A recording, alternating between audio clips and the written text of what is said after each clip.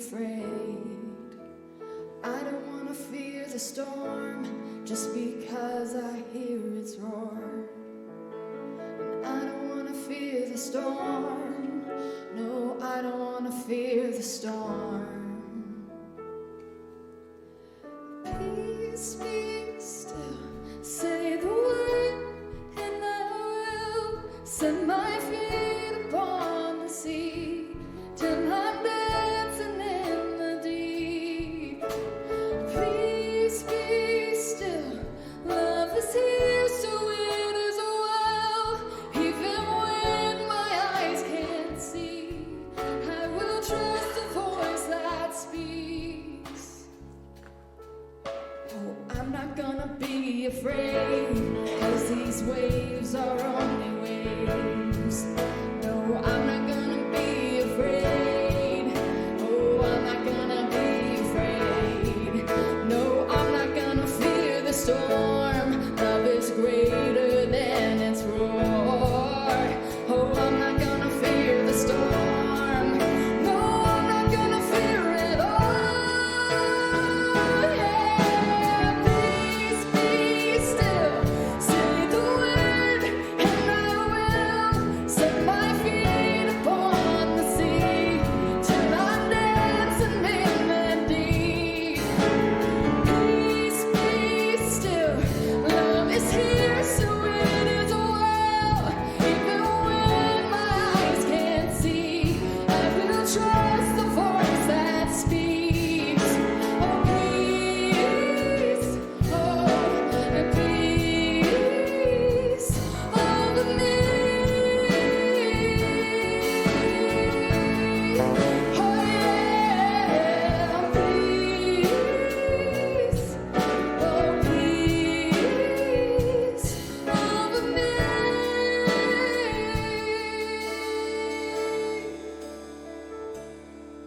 Yeah, peace to my heart and peace to my emotions, peace to my fears, let them drown in the ocean. Yeah, peace to my heart and peace to my emotions. We bring peace to our fears, let them drown in the ocean. Let faith rise up, oh heart, believe. Let faith rise up in me. Let faith rise up, oh heart, believe. Let faith rise up in me. Let faith rise up, oh heart, believe. Let faith rise up in me.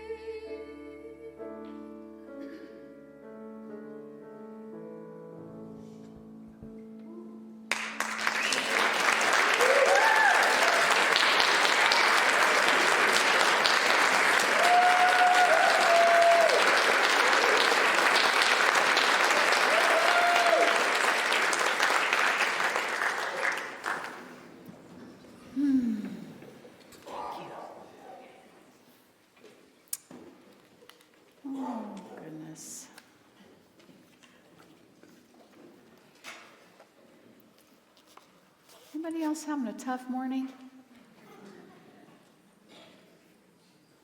Okay, everyone that's having a tough morning, come up here with me. That song, though, reminds me of the capacity to know peace that really begins inside. We can continue to look for it out here and have to have conditions be a certain way, or we can recognize that there's a place within us that can get still, that can get grounded, to get a higher perspective. There's always more than we can see. And that was ultimately the work of Jesus of Nazareth, who was at the core of his being a teacher. In everything he was doing, he was trying to teach about something that's big, that 2,000 some years later we're still not really getting. And yes, he's using it in the context of the time, the socio-political, cultural context. And so when you pluck it out of that, sometimes it makes no sense.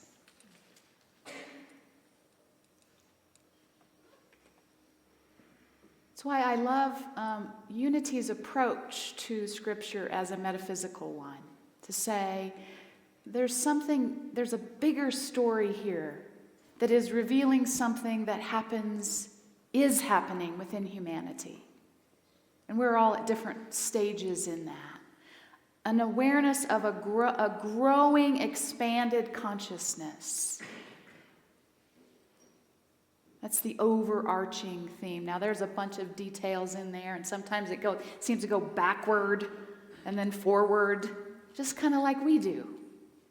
We get it and then we don't. We get it and then we don't. But at every growth spurt, we are expanding. We are expanding. The overarching trend of evolution is upward.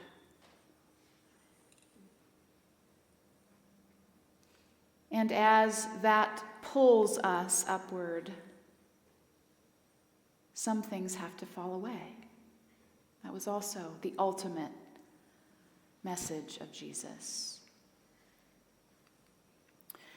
So Palm Sunday commemorates the day. I want to set this up well because the kids are going to end with a little something they've been practicing. So I want to be sure you have context.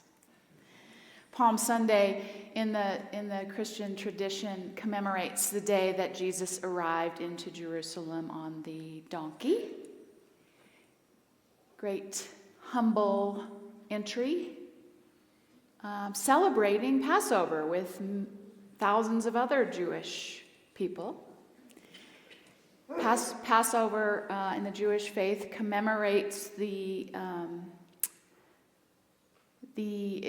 story of Exodus, where the Jewish people were led, the Israelites were led out of slavery, out of Egypt, eventually to the Promised Land. So they're coming into Jerusalem at a time that now this city is occupied with Romans. Right? So this idea of freedom is particularly ripe. And Jesus by now has been teaching for 3 years. He's been healing people. He's been loving people. He has a fan group. I don't think he had, yeah. He'd have Instagram and Facebook.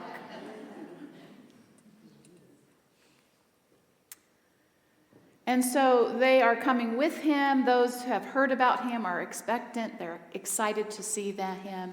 And he comes, and many people who were even studying and closest to him were still thinking he's going to overthrow these Romans. That's what he's going to do.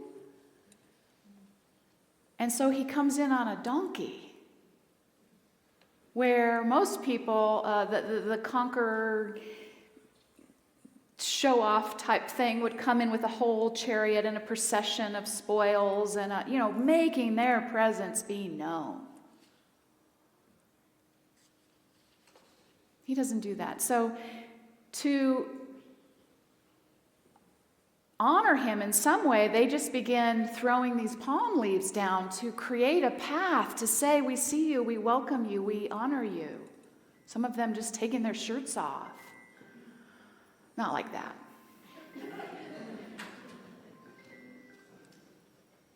But celebrating, blessed is he who comes in the name of the Lord.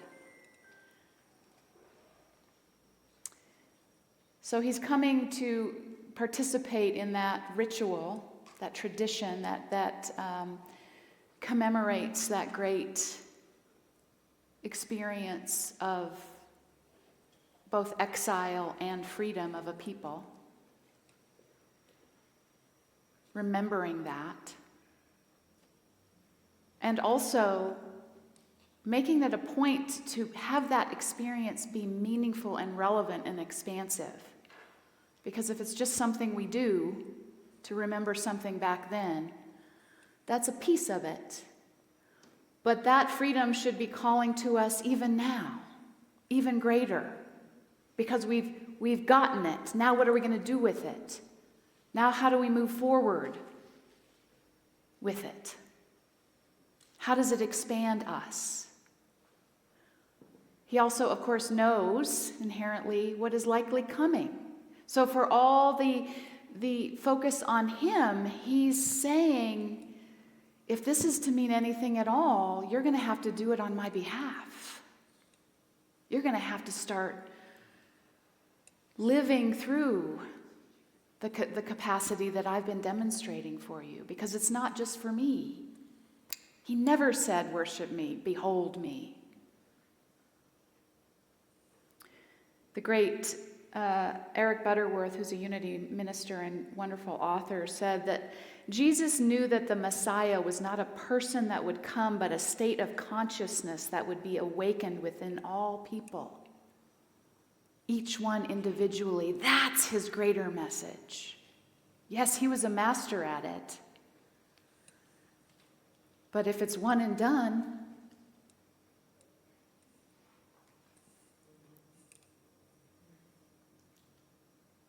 Unity holds this fabulous idea that the second coming of Christ is not the literal second coming of the man Jesus, but of the awareness of what he's teaching in humanity, where we show up like that. We know that. That is the second coming. What?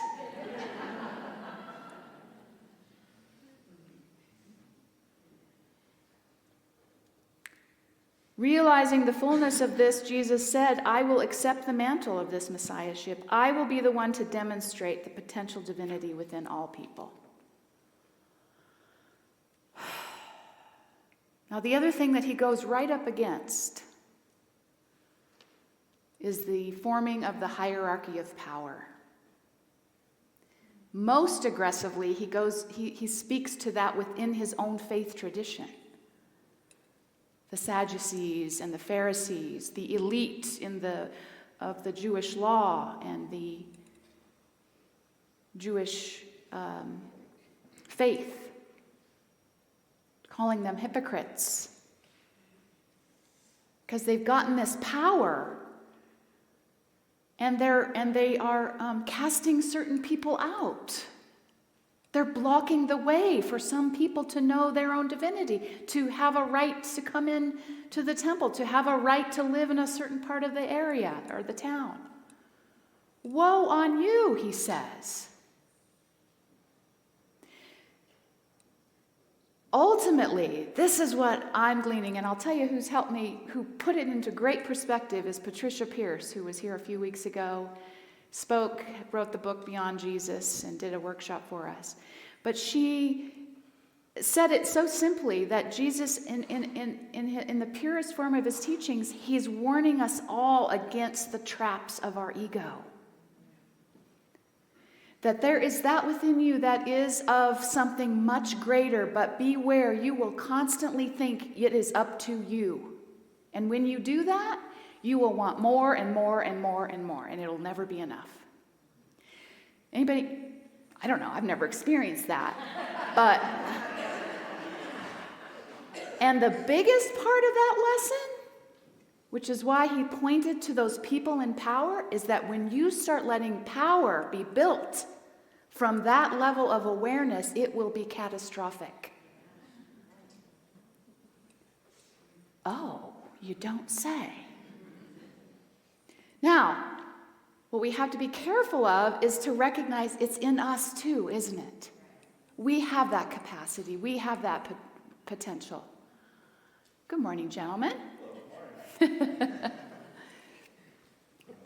So, as much as we want to say they, and because it is when you have power and when you have money and when you are at the height of the hierarchy, we were just waiting for you. Yes, thank you. The damage that can be done is compounded. Think about for yourself the damage that you can do, that I can do, when I get in that state of feeling separate, when I think I've got to do it all of my own. When I'm acting out of that place, I often cause some trouble.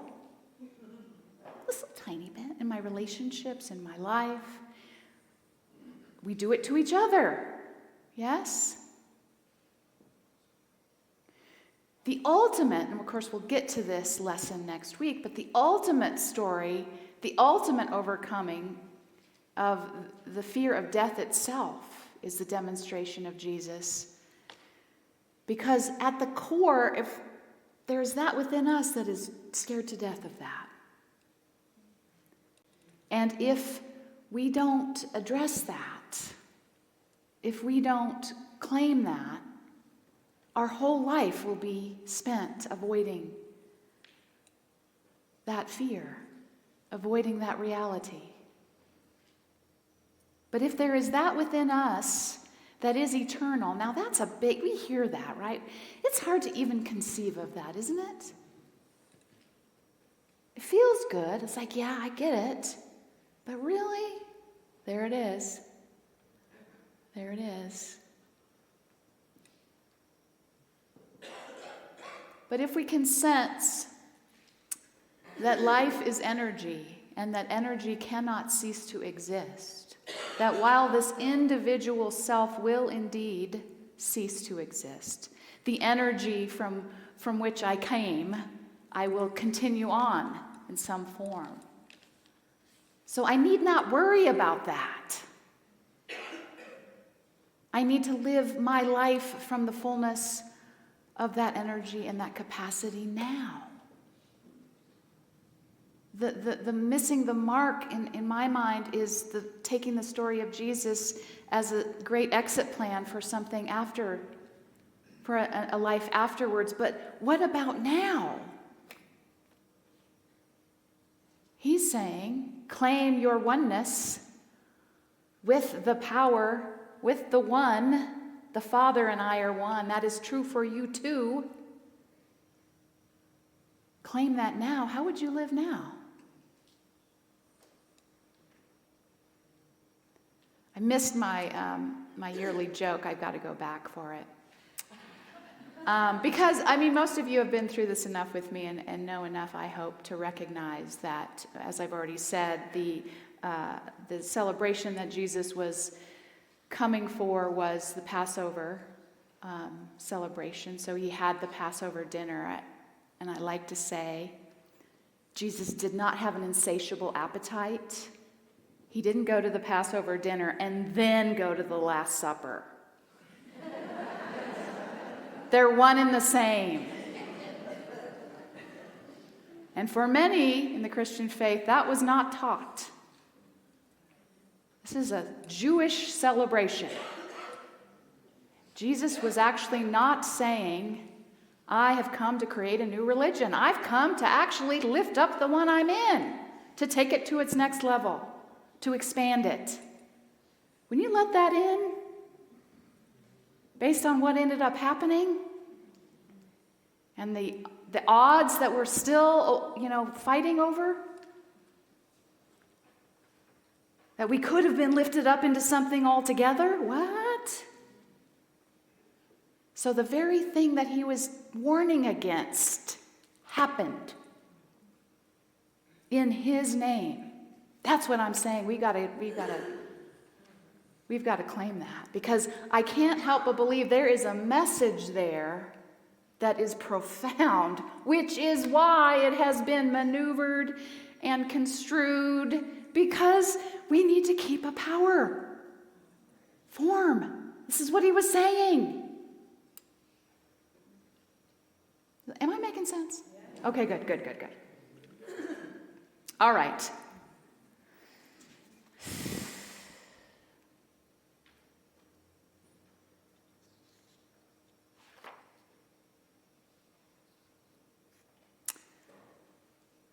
We're going to have a moment for meditation, but I want to bring it back full circle here to this story, this quote from Scott Aubrey, who says, Palm Sunday reminds us that answering the call of love often means riding into places we'd rather avoid. Be that places within ourself, within our relationships, within our community, within our own identity.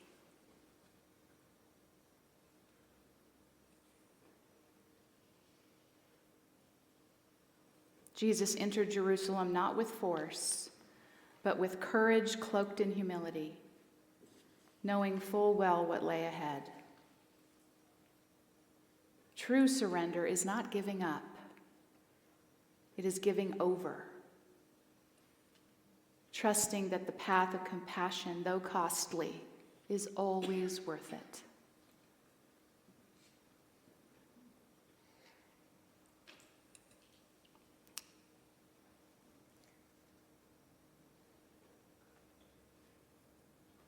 So the invitation is to trust the process,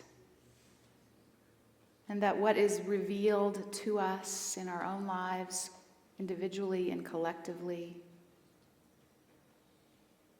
can be transformed, can be made new, can be expanded. I should say, can and will expand us, make us new. So the invitation is to release our self-imposed prison of doubt and judgment and regret. Anything that keeps us in this illusion that we are somehow separate.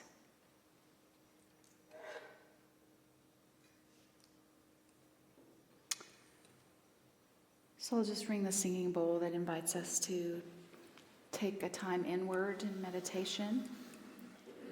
Just invite you to take a breath, get your physical body comfortable.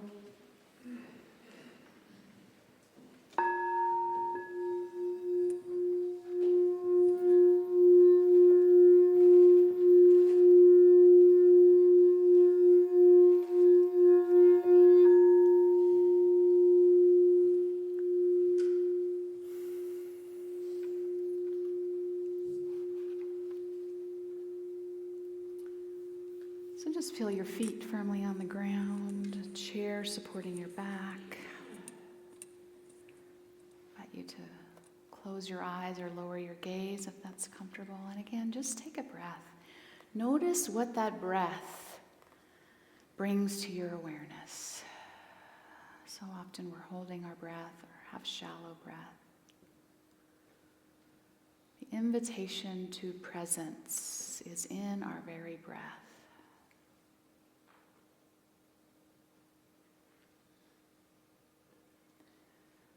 I'll just invite you to connect with this idea, this commemoration through the story of Passover. A sense of freedom. Consider for yourself times in your life where you have felt perhaps stuck.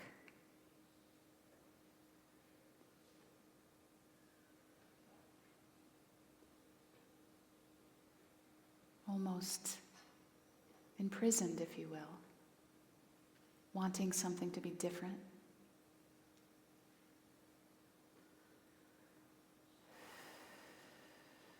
And as you allowed a process to occur, can you see the path of growth, expansion?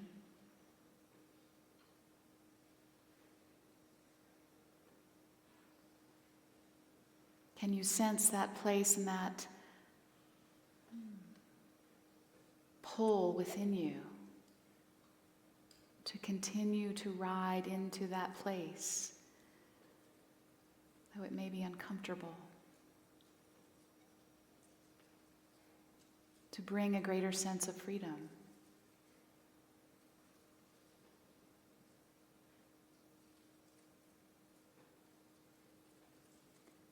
And not just for yourself, we can consider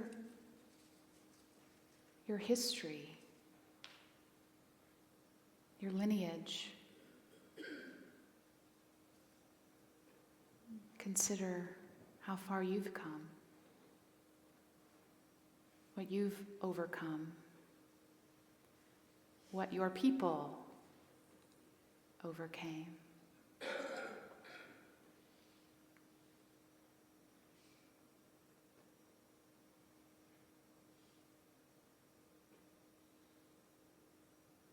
Consider that for generations upon generations upon generations, some people have been more free than others. That in spirit, there is no separation, there is no hierarchy.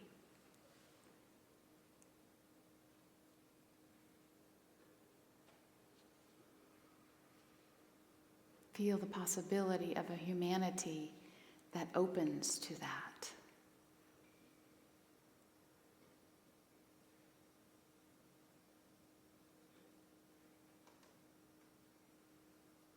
If there is a God, if there is the power and presence of divine love, surely it will lead the way.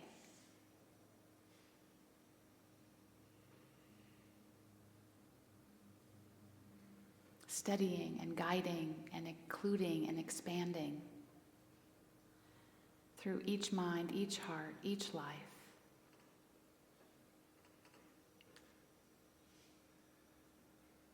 It's an invitation for each one of us to consider ourselves ancestors in the making.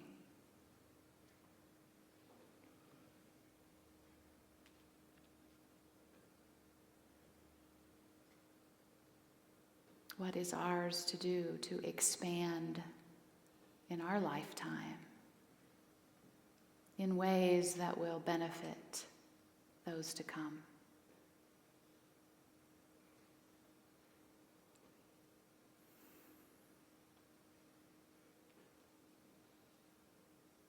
And remembering that we are not doing it alone.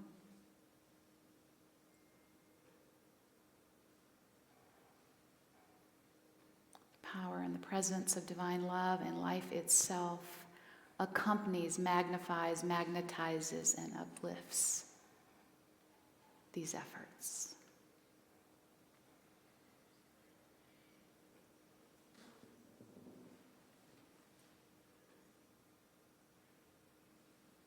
So for this opportunity to consider a greater purpose to our life, to consider that things happening to us are happening for us, expanding us, growing us, moving us along that upward evolution spiral.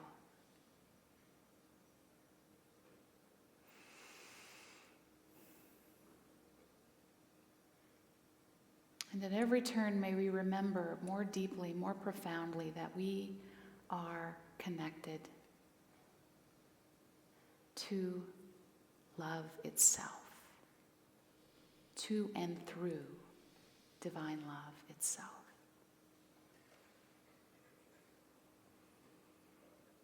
And this is worth celebrating.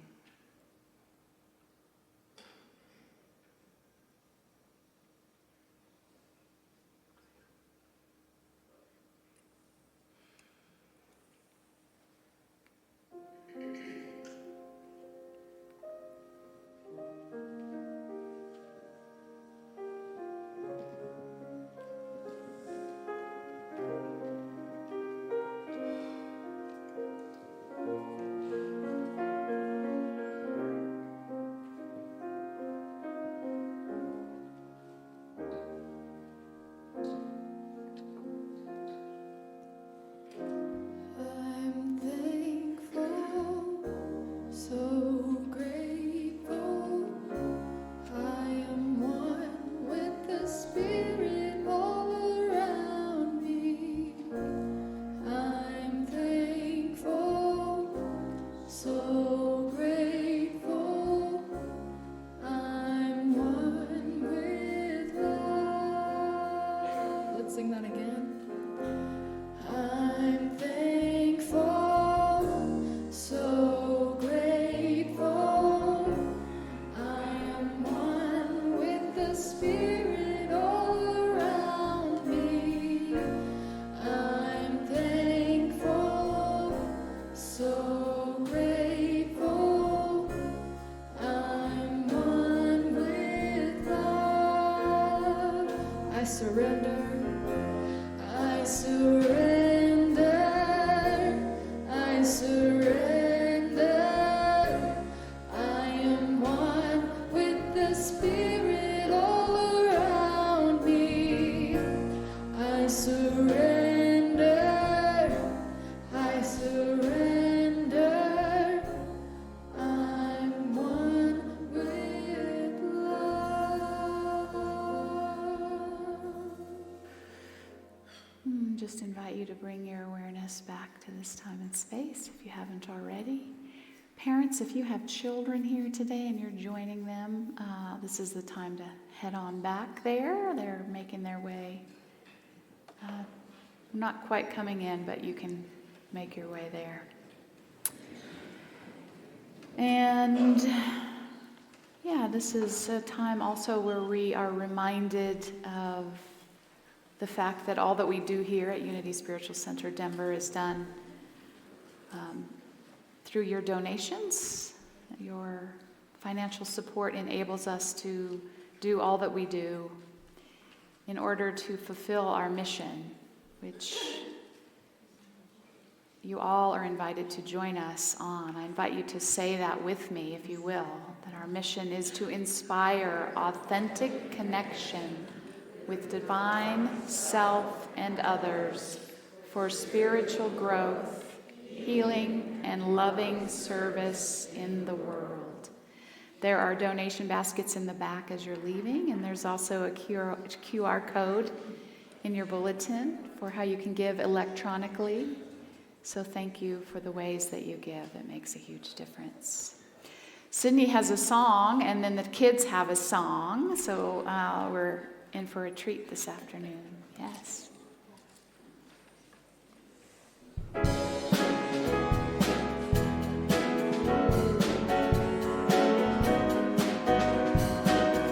see now love and glory coming on the clouds with fire. The whole earth shakes, the whole earth shakes. Yeah, yeah, yeah. I see love and mercy.